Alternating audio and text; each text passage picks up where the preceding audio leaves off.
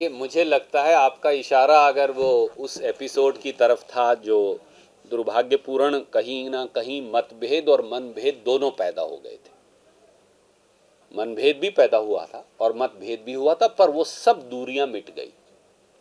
कांग्रेस अध्यक्षा श्रीमती सोनिया गांधी के नेतृत्व में, राहुल जी के नेतृत्व में, हमारे परिवार में अगर कहीं दिक्कत तकलीफ थी, एक अपने यहाँ कहावत है राजस्थान की, हरियाणा की, जिसके घर में बासण होंगे उसी के खड़केंगे। जिसके घर में कोई होगा ही नहीं कुछ भी, उसके खड़क नहीं सकते।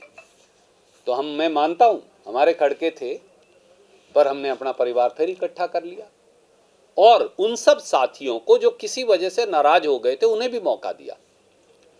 तो हमारे नौजवान साथी जो हैं, सचिन भाई, और वो आएंगे, आप उनसे भी पूछ लीजिएगा, हम सब अब इकट्ठे हैं, हम सब एकजुट होकर काम कर रहे हैं और हम सब एकजुट होकर कांग्रेस पार्टी को दोबारा लाने का काम करेंगे। राजस्थान विधानसभा में जो लीडर ऑफ अपोजिशन है गुलाब चंद कटारिया जी कल भिलवाड़ा आए थे जी। तो राहुल गांधी जी ने जो अभी 12 तारीख वाली रैली में हिंदू और हिंदुत्व की बात की थी, तो जो कांग्रेस ने जो अपनाया सॉफ्ट हिंदुत्व, उस पर उन्होंने अटैक करते हुए कहा कि कांग्रेस की मजबूरी है, नाटक कर रहे हैं कि हिंदुत्व का, पर अब घुमा फिरा के कांग्रेस की सॉफ्ट हिंदुत्व पर आ गई है। तो क्या ये सही है?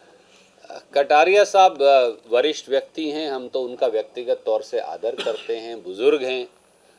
दुर्भाग्य से उन्हें अपना स्थान नहीं मिल रहा राजस्थान में, छटपटाते रहते हैं, क्योंकि एक और आदरणीय नेता जो हैं वो उन्हें परेशान करते रहते हैं या वो उन्हें परेशान करती रहती हैं। मुझे नहीं पता कौन किसे करता है, बीजेपी बेहतर बता सकती है।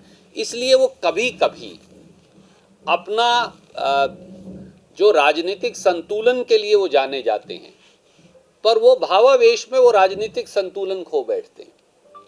आप मुझे बताइए, ये वो लोग हैं जो महात्मा गांधी को भी हिंदू बताने से इनकार करते हैं, क्योंकि इनका हिंदुत्व गोडसे का है। शायद उन्हें ये बात समझने में अभी कई सदी और लगेंगी। इसलिए विपक्ष के नेता का कोई कसूर नहीं, ये उनकी ट्रेनिंग का कसूर है। अब ओवैसी भी ज्ञान देगा, जो भारतीय जनता पार्टी का एजेंट है। आप मुझे बताइए, मैंने एक दिन ओवैसी साहब से पूछा, आज बाकी साथियों के माध्यम से कहूँगा, जिस प्रांत से ओवैसी जी आते हैं, जो अब तेलंगाना कहलाने लगा है, ज्वाइंट आंध्र प्रदेश, वहाँ तो वो 7 विधानसभा लड़ते हैं, यूपी में वो 300 लड़ते हैं। ऐसी पार्टी भी कोई आपने देखी? जो जहाँ का रहने वाला हो वहाँ तो वो 7 लड़े 200 में से, और जब वहाँ से बाहर जाए तो 300 सीट लड़े। पैसे कहाँ से आते हैं साहब? ओवैसी जी, पैसे कहाँ से आ रहे हैं?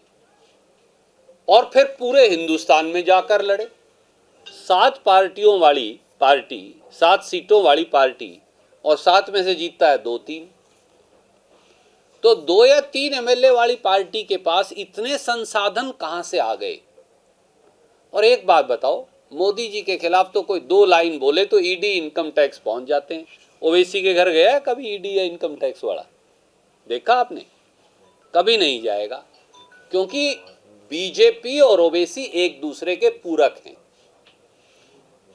मुसलमान भाइयों को हिंसा सिखाने का काम, भड़काने का काम, उपद्रव सिखाने का काम ओवैसी का है।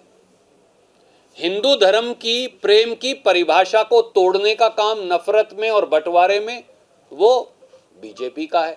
इसलिए वो एक दूसरे के पूरक हैं। ये एक ही थैली के 2 चट्टे बट्टे हैं।